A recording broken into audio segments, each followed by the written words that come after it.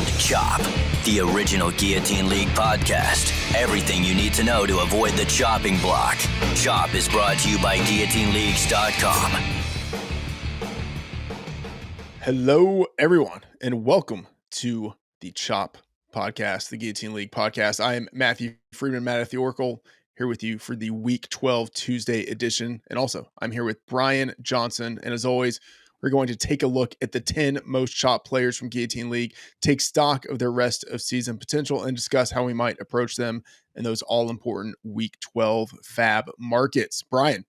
Freedman, what's up, man? Yeah, it's great to be back on the show with you. Man. Week 11, how did it treat you? Wild week, huh? Well, there's a lot of big names on the list this week. Well, for those who know me, I'm a huge Sam Darnold fan. So as you can imagine, my weekend goes with how it went for Sam Darnold. So it wasn't great, but Guillotine League wise, all good. How about you? Still alive in all your leagues? Still alive in all of the leagues, which I'm happy about, especially the work related leagues. Anytime I feel like you can go far in those, it's always nice to kick out some of the people you work with and just verify that you indeed are morally and fantastically superior to them. We're in a league together, so the final 7. That's true. It's maybe later in the show we can do a FAAB analysis and see who's got more FAAB in that one. Oh, I imagine that most people have more FAAB than I do in most of the leagues. And I'm theoretically okay with that, different FAAB strategies. But, week 12, this is the point, I think, where FAAB is really key. Like some people have already kind of added some of their in-game players, their quote unquote in-game players early in the year by, grabbing Christian McCaffrey or Jonathan Taylor or whenever, and maybe they went heavier on FAAB. Now, maybe some other people kind of slow played it a little bit, and now is the point where they're really looking to add the guys that they are hoping can take them to that championship. Week 12 strategies, kind of big picture thoughts for how you are approaching FAAB moving forward. Anything on your mind? Yeah, there's a lot on my mind. It's tough to have, like a blanket approach across Guillotine Leagues, right? Because you have different FAAB amounts in each league. But basically high level, well, everyone needs to be checking the standings now and putting a microscope on the FAAB, seeing how much FAAB you have compared to if you have the most, the least, if you're right in the middle. Very crucial. Do not go into bidding without checking the FAAB.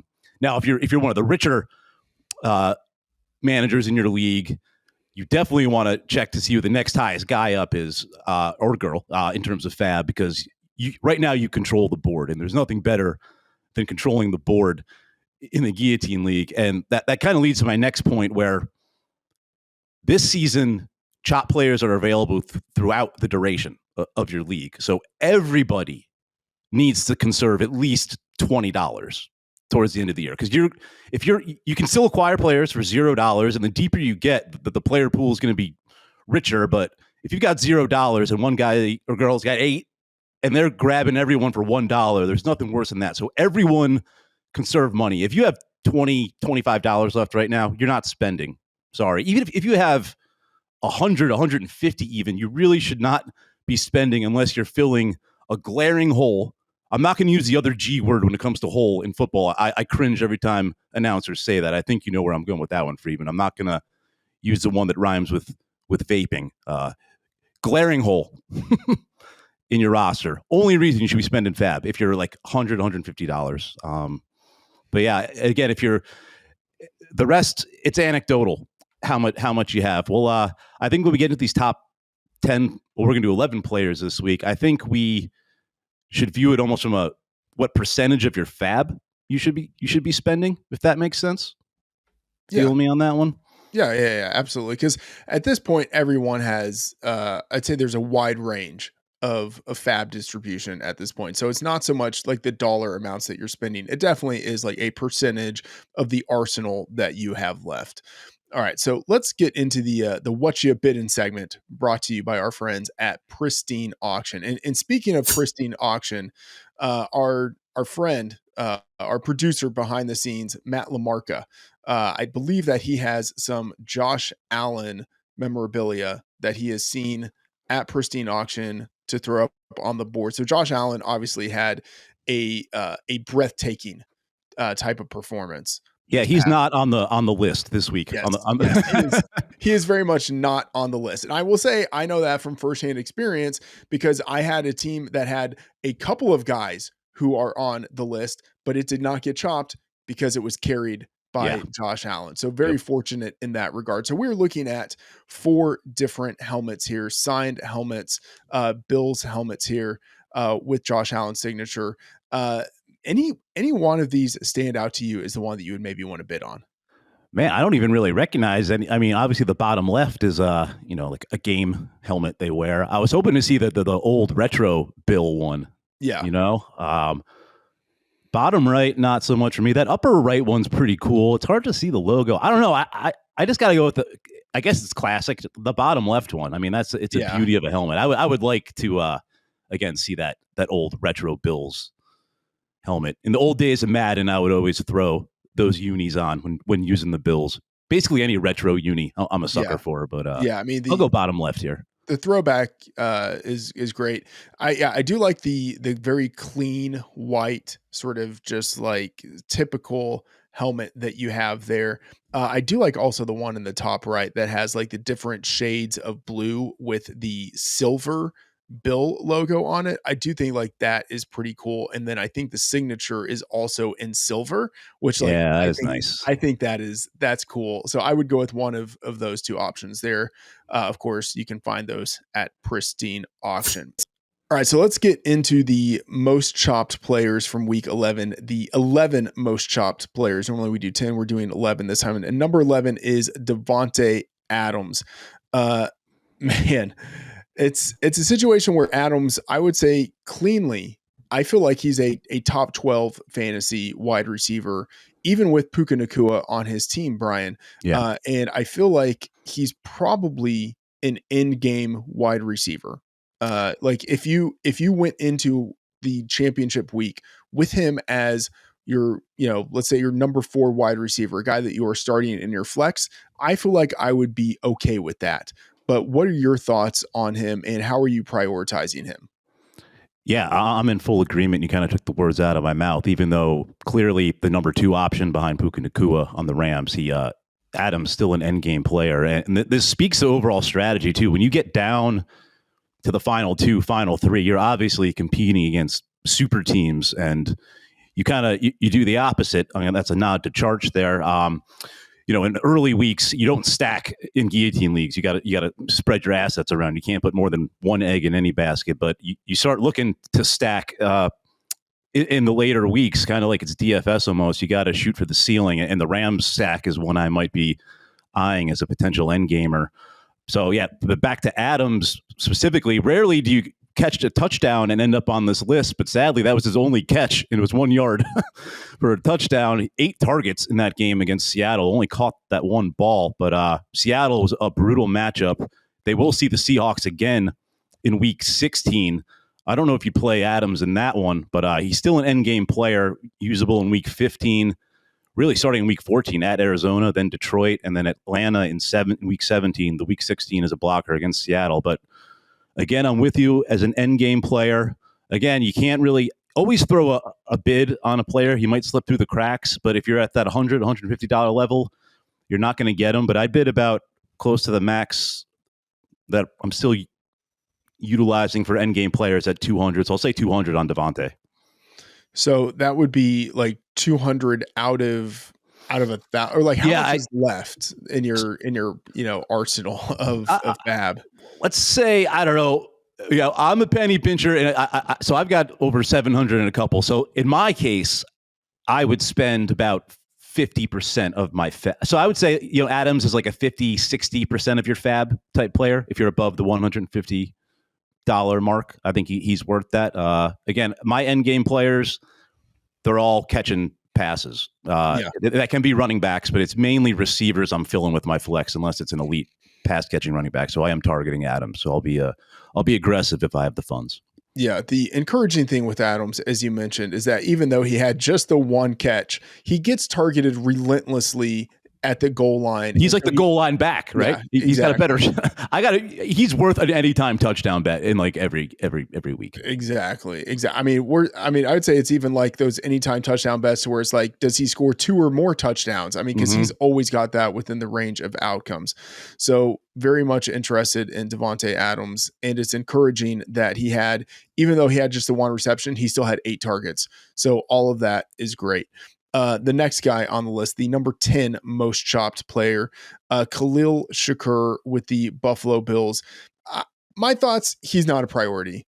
This is someone I would rather let someone else bid on. The Bills offense is great, but the production just gets spread around too much. And I don't want to dilute at all any of the remaining fab I have by bidding on a guy who is not going to be starting for me in a championship game. Yeah, I'm totally with you. 6 wide receivers targeted last week for the Bills. Shakir was near the bottom of the list. I'm more intrigued in this Tyrell Shavers now, but of course you're not bidding on him. But yeah, Shakir, not even a streamer this week at Houston. Awful matchup. Yeah, he's not startable in Guillotine Leagues right now. All right, so after Shakir, we have Ashton Genty. Man, I have no idea really what to say about it. I feel like you maybe make a quote unquote enforcement bid on him, but like I've been down on him since the off season. And I've been down on that offense all year. I mean, I really wouldn't even want to win a bid on Ashton Genty because then I would feel compelled to put him in my starting lineup. And then that could, that could get me chopped. Coming off of Monday Night Football, just a horrific showing from the Raiders. Ashton Genty had only like 6 carries or something like that in that game. He was used a little bit more in the passing game, which is a good thing to see. 8 targets, but man, 34 yards in total from scrimmage. And he's in an offense that just cannot get it going. In no way is he going to be an in-game player. And I don't think he's even a bridge player to help you get further into the season. So I think you maybe have to make some sort of bid on him, but I honestly feel like it's like a $5 bid just to make sure that someone doesn't steal him for like $2. Yeah, I'm pretty much with you there. Starting this week at Cleveland, I believe. Well, they're home against Cleveland. Still an awful matchup for Genty, so you're not going to start him there. They have the Giants in week 17 at home. The Raiders do. That's really the only good-looking matchup on the schedule for Genty, who, yeah, it's not working for him this year. It's not working out for the Raiders. I know this is a Guillotine League show, but my bags and best ball of Genty and Brock Bowers are so heavy, Freedman. I'm really bummed out about this. So, yeah, I'm with you.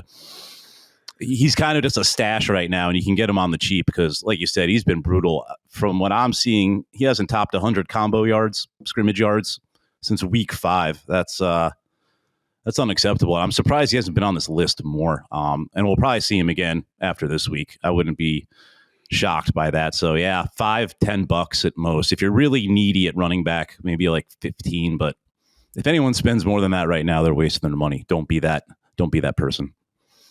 Yeah, thinking about that upcoming schedule that he has, Cleveland, Chargers, Broncos, you will have the opportunity to acquire him again at some point. So it almost feels like if you are looking ahead to that week 17 matchup with the Giants, and I can see how in that one specific spot, maybe he has some value if you can get him on the cheap, but I don't think you need to buy him now when you can probably get him again later. And do you share the concerns? I don't think they're not going to like shut him down, but like in what's already a lost season, like do you run the risk of giving him 20 plus carries, 30 opportunities a game in a total garbage portion of the season? I don't know, kind of just pack it in. He'll still play, but I'm worried that the usage goes down when it's just doesn't matter.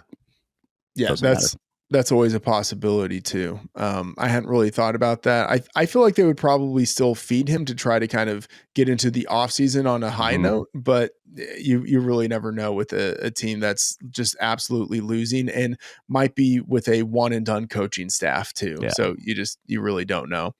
All right, next on the list we have Devontae Smith. I wouldn't say I feel exactly the same with him as I do with Khalil Shakir, but a little bit. I don't imagine him being someone that I am starting in week 17. Now this week he's going against the Cowboys. That's great, but I just still don't see him as someone that in a championship matchup, he's one of the guys who forces himself into my starting lineup.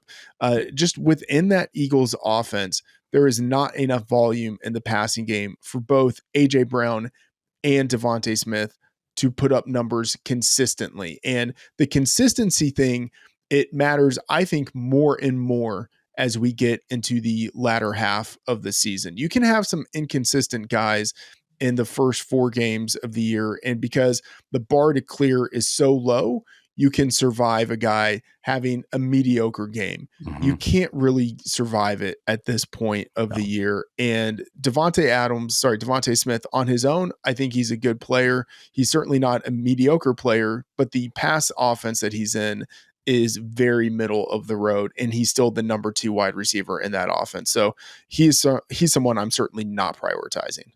Yeah, I full agreement there. Again, not an end game player. But like you mentioned, the Cowboys matchup, certainly streamable this week, startable after, and then against Chicago next week. I know they might get a lot of their starters back in their secondary, so he does have value moving forward. But yeah, when you get into crunch time, you can't trust.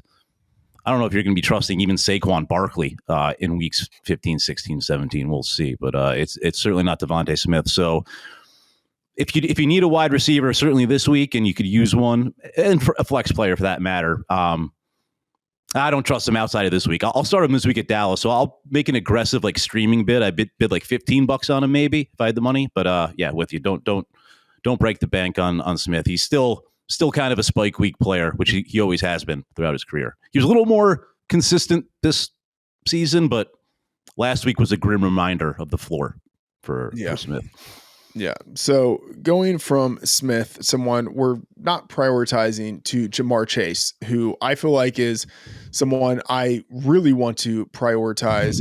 But of course, he's suspended this week. So you're, taking a de facto bye. And then there's also the uncertainty of, can Joe Flacco continue to perform at a high level? And then when Joe Burrow comes back, is he Joe Burrow? Is there a week where he's just super rusty and that sabotages the entire offense? So in terms of just his talent and the volume that he's getting, Jamar Chase is someone I would really want to prioritize. But because of the circumstances, I'm not sure how heavily I want to go. So Brian, what are your thoughts on Jamar Chase and how people should prioritize him?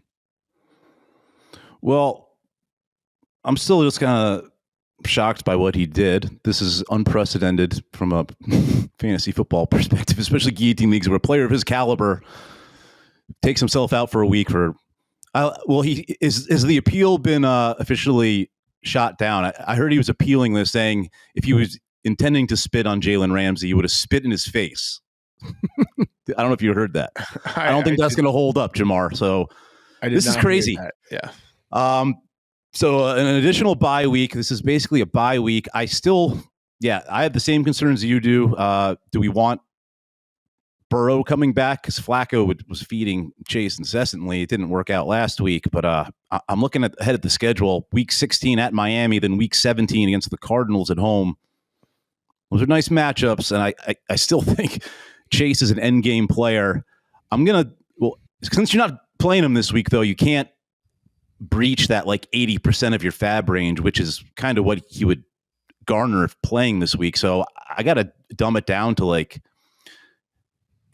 of your FAAB. And if that's more than $200, don't spend it. So yeah, he's basically at the $200 range right now, because good chance he's on this list next week, because big old goose egg guaranteed.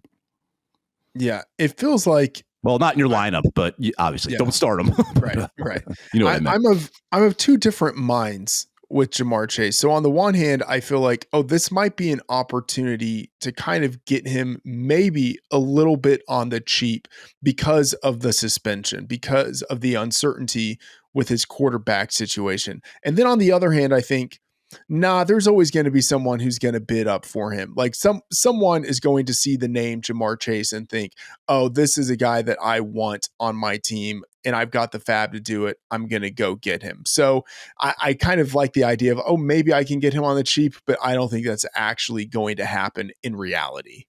Yeah, he is a luxury purchase this week. You got to be you got to be loaded. Basically, you got to have like the $600 at least in fab, and then you are going to get him on the cheap because he is suspended, and so yeah, those are really But again, I would throw a bid on him if you can, if he slips through the cracks. You know what I mean? But again, conserve at least $20-25, but he's worth throwing a bid on because you never know. Yeah. I've seen some crazy players in terms of value slip through the cracks before when you didn't think you're going to get them, but you do. So it's always worth throwing bids out there on big name players because sometimes everyone in your league, they just assume, oh, I don't have enough fab, I'm not going to bother bidding on them, and then you end up if you take the time to throw a bid out, you never know if you're going to win. But 200 at most for Chase this week. All right, so the sixth most chopped player from this past week is Ladd McConkey. And McConkey feels like kind of another version of Devontae Smith. I think you put a defensive bid on him. I'm fine with that. But in a championship game in week 17, I would hope to have better players than McConkey in the lineup, which means I don't want to bid heavily on him now. I like what he can do as a player. Generally speaking, I like the offense that he's in. And I think he can be a bridge to help get me to a championship, but I don't see him as a true end game player. Brian, how are you approaching Ladd McConkey? Yeah, definitely not a dunk end game player. Two of the three matchups in weeks 15 through 17 are awful. At Kansas City, and he has Houston in there. At Dallas in week 16, startable. But the Chargers are on bye this week, so if you're bidding on Ladd, you're not using them. But there's a Raiders matchup in week 13 that's nice. So he's certainly rosterable, but not an end game player. Should get him on the cheap going into the bye off a dud game. I would throw about 15 or 20 on Ladd. I think and you never know what happens. Could become an end game player. I mean, he was last year, right? Keenan Allen is fading. Quentin Johnson, but as of right now, he is not. So we won't treat him as such when it comes to bidding, especially with the bye looming. So yeah, 15 to 20 on Ladd. All right, the next guy up, Jonathan Taylor. He feels like the guy, the star of this week for Guillotine Leagues, where you are absolutely going out and getting him. It's like, I think it's not even a question of like, oh, am I aggressive? It's sort of like the thing that you've mentioned. You always want to leave yourself a certain amount of money for the final weeks. It's thinking like, can I get away with $10? Like what's the minimum amount that I can leave left in my pocket so that I can go as big as possible on Jonathan Taylor. Well, also, as you mentioned, Brian, keeping, there we go. JT hitting waivers for the first time. I've never actually seen that, the full extended version of that dude. Yeah. Yeah, no, that's absolutely right on. Good work there from producer Matt LaMarca for everyone who is watching this, the video version of this. I mean, I will say it's the kind of thing to where you have to be aggressive while, as you mentioned, keeping in mind the fab that everyone else still has. So you don't want to, go way more than you need to, but you want to be sure that if you have the potential of competing for him, you are putting in a bid that gives you a good shot of getting him. And then I also think Jonathan Taylor, at this point, he highlights, at least to me, the dangers of players who have a late buy in Guillotine Leagues. Early buys with studs, you have more leeway. You have a larger buffer. With the later buys, you have almost no margin for error.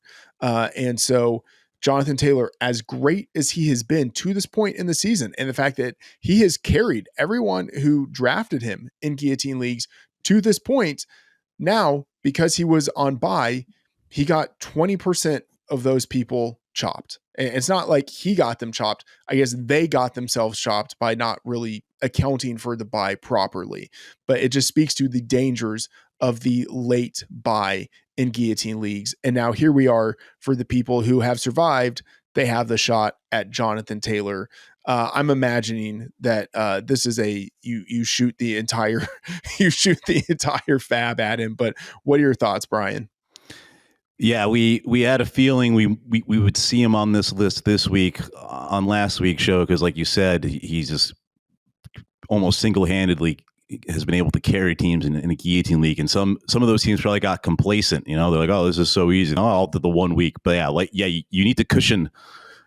You need to find a nice soft place to land when you got a guy like Taylor who's been carrying your team and then goes on by. But the chum is in the water, whatever analogy you want to throw out there. I mean, there's a lot of angles here. Like in one of my leagues where I have like more than $200 FAAB than the next person, I will bid $1 more than the max amount of the next person up in FAAB. As long as that's, it's going to leave me $150, $200. But yeah, it's essentially an all-in scenario if you got enough money to win them. But again, leave $20, $25. Don't go down to zero. But yeah, this is like a 90%er, basically. Taylor's probably not going to come up again. So this is your one chance to get him. Yeah. Uber aggressive. By the way, speaking of aggressive, I think that everyone here should get aggressive with Xfinity.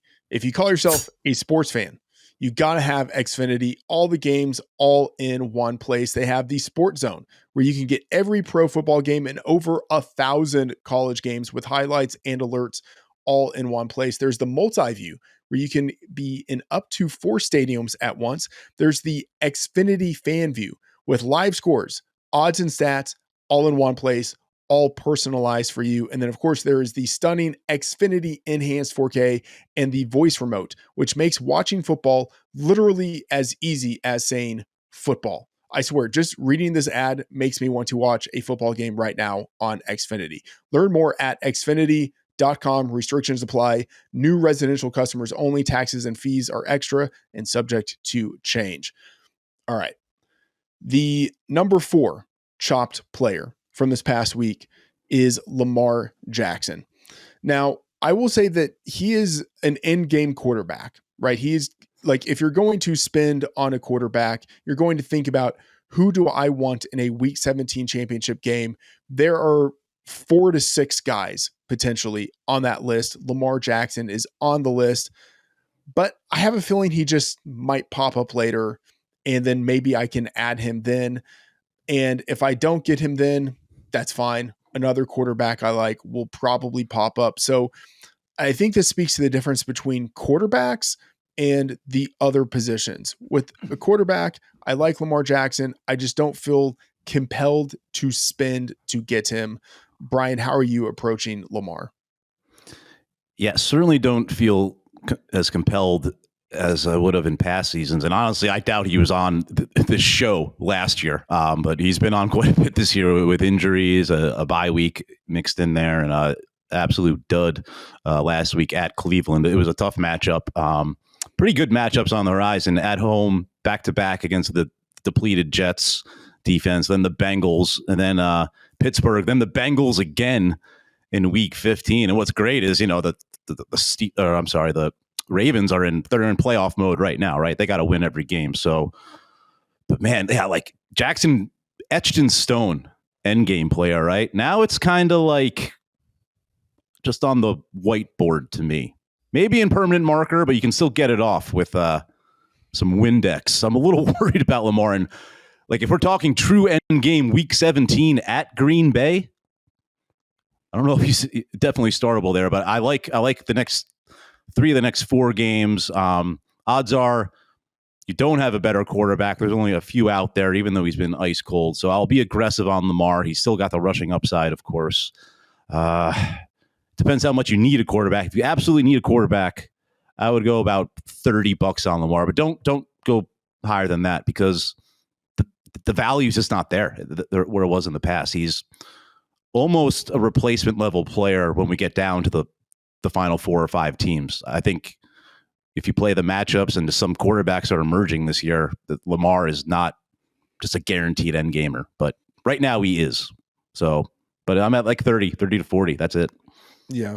A question from producer Matt LaMarca. Is Josh Allen now in a tier of his own at quarterback? And I think he probably is. I mean, every week is different based on the matchup. So thinking about this week, you have Josh Allen on the road playing the Texans. That's a tough spot. So he's probably not your number one ranked quarterback this week, right? But in most situations, kind of thinking about in any 4-game stretch, a 6-game stretch, who's the quarterback you would be taking? Josh Allen is the guy at the top. Do you think he is in his own tier now in Guillotine Leagues? Yeah, he is, especially after last week, and he has that potential every week, and it's because his receivers are like almost so mediocre, right? He's like, I got to get this done on my own. And even when they lost 2 weeks ago at Miami, he still got it done from a fantasy perspective. I mean, he still fills it up. So yeah, not the best week at Houston, but I think he'll have a day on the ground. And yeah, he's one guy you can feel comfortable. He's got tough matchups, though, in weeks 15 through 17, at New England, at Cleveland, and then Philly. But again, tough guy to bench any week, even in week 17. So, yeah, he is the clear-cut number one right now. All right. So I don't think Lamar is number two, though. I mean, yeah, man, I know I mentioned Stafford earlier. There's no rushing upside. Like Drake May and Baker, yeah. They're right there, right up there as endgamers. And I would say, okay, so here's a question. Jackson Dart, right? Yeah. He's had the rushing ability, but of course now Brian Dable is gone. Jackson Dart is dealing with a concussion. So there might be questions as to whether the rushing ability that has kind of propelled him to fantasy viability, whether that is something that he will exhibit in the last 6 weeks of the season. But, let's say Jackson Dart, because of the concussion, he was out, maybe he's available in more Guillotine leagues. Would you rather have Jackson Dart for almost nothing or Lamar Jackson for $30? This week, I like the Dart angle, and I hope the Giants still have their bye in week 14. So, I would hope they just rest him until the bye and then let him finish the season. Because if that happens, you want him on roster with Washington, Minnesota, and Vegas. Final 3 weeks. I know. And if Guillotine leagues do go into week 18, our standard ones don't, but we'll offer them Dallas in week 18.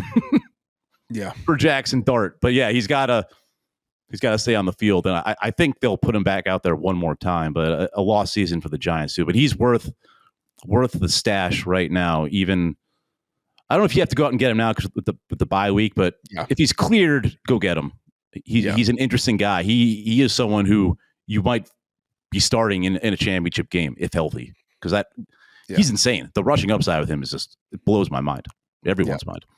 So I think all of this is a way of kind of saying Lamar Jackson, you don't have to spend up for him. He's not a priority.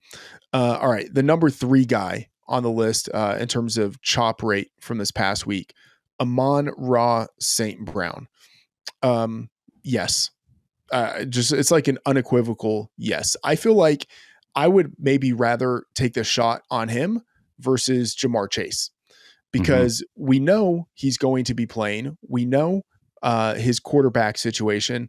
And I think we have a chance to get a top 6 fantasy wide receiver coming off of what was an obviously bad spot, a predictably bad spot for his quarterback. Jared Goff, outdoors, you just already know you're going to take a hit. And then Jared Goff outdoors in cold weather, you just know it's going to be a bad game.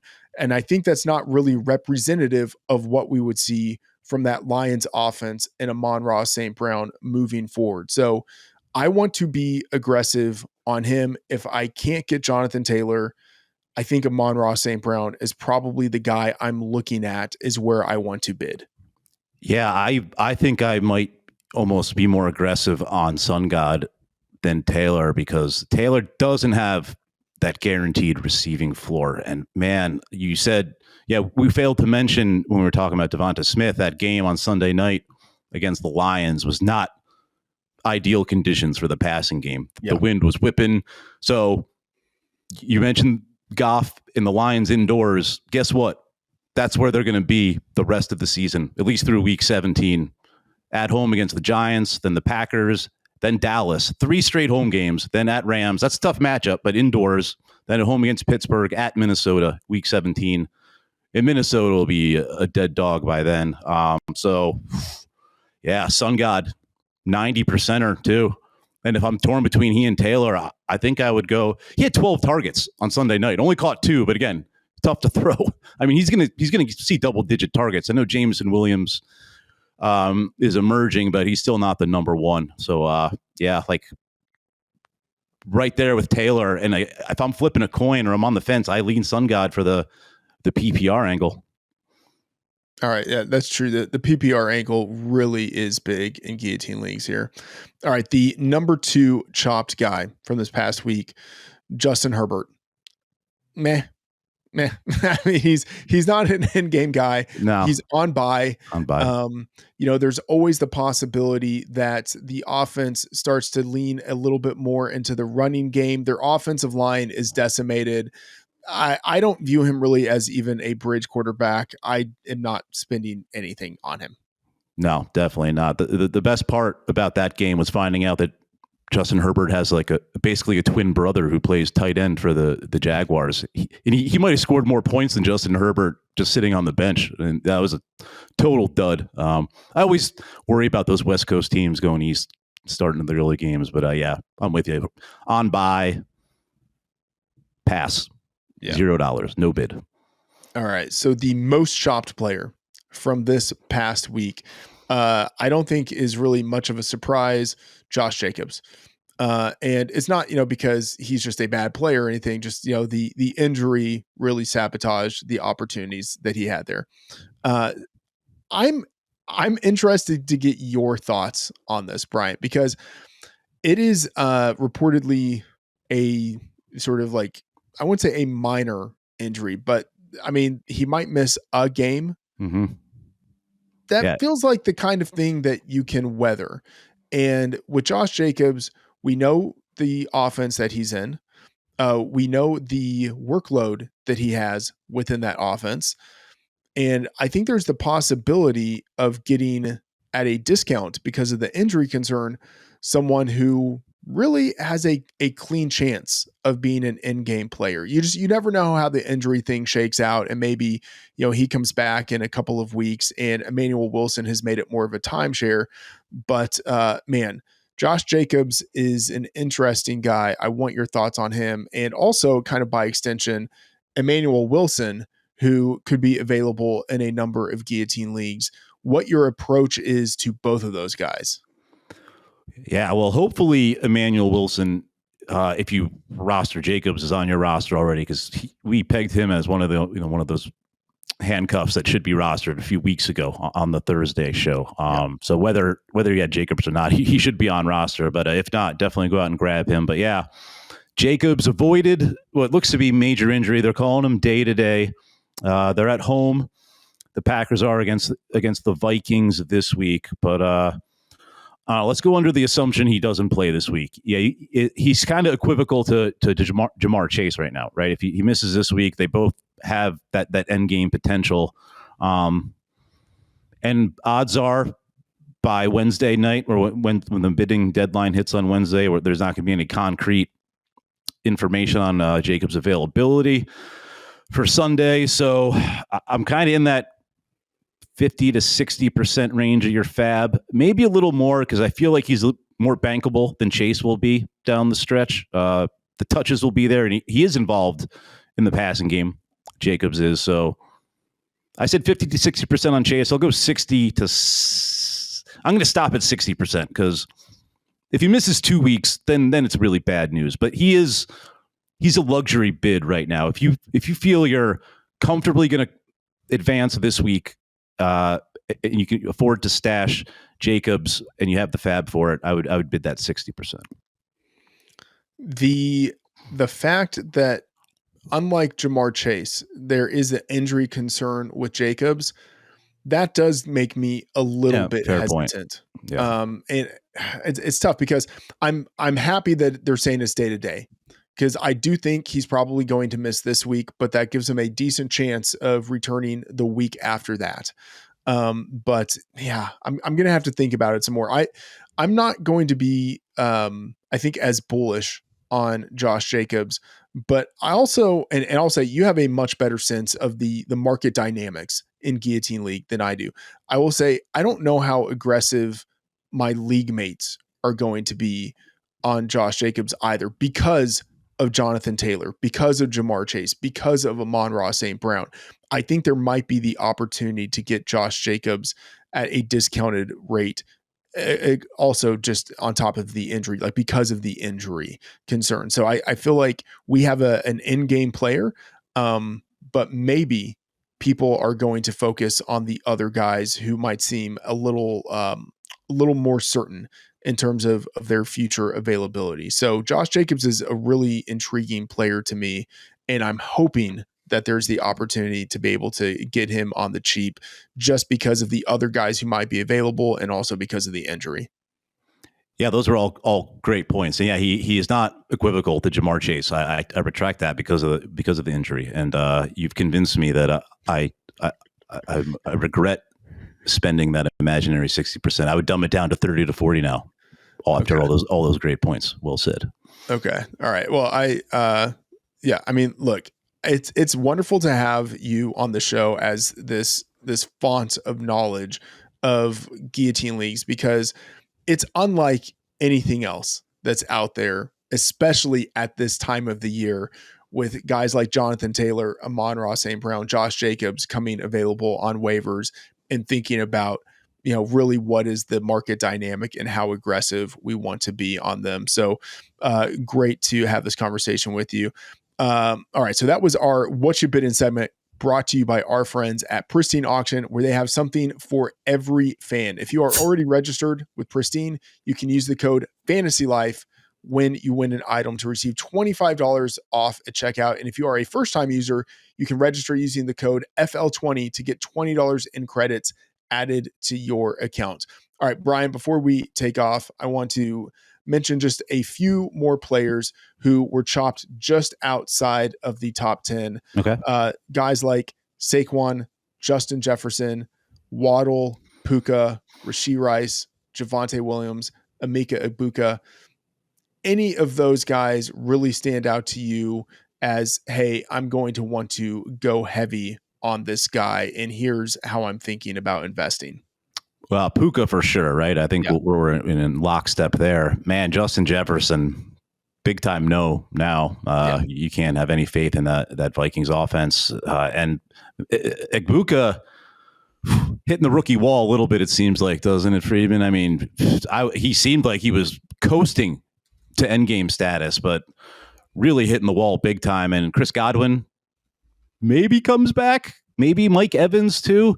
So really, those guys are they're not. I'm not breaking the bank on really any of them outside of Puka. Of course, he's right up there with Amon-Ra St. Brown and Jonathan Taylor, if available, in that 90% FAAB range. But the rest, I'm not going more than like $30. Even on Justin Jefferson, Emeka Egbuka, like huge names. They're not cutting it right now, and they're not worth the big bucks. You'll be able to acquire them for like $4 or $5 down the line, and you'll see if you're alive in 3 or 4 weeks, Jonathan Taylor is going to be like $30. So again, just hold on to that FAAB just a little bit. It goes a long way towards the end. All right. Boom. Great stuff, Brian. This was a wonderful show. For Brian, for the producer, Matt LaMarca, I'm Matthew Freeman, and we will see you on the next edition of CHOP, the Guillotine League podcast.